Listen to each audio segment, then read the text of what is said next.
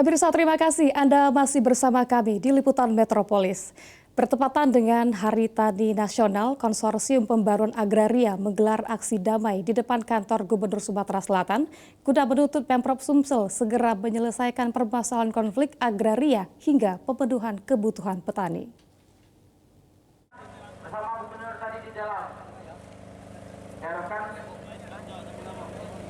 Bertepatan dengan Hari Tani Nasional, Konsorsium Pembaruan Agraria atau KPA menggelar aksi damai di kantor Gubernur Sumatera Selatan pada 24 September 2025.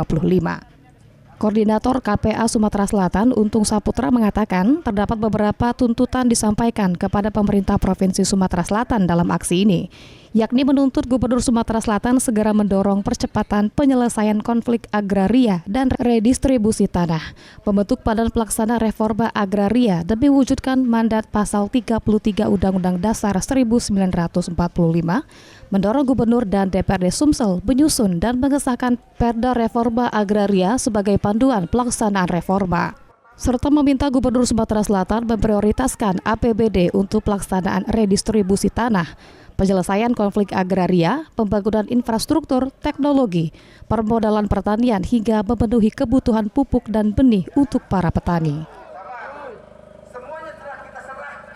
Ya, selain yang telah saya juga ada beberapa tuntutan. Pertama itu kita ngomong masalah bagaimana kita penyelesaian konflik agraria, pelaksanaan reforma agraria di Indonesia, termasuk di Sumatera Selatan juga.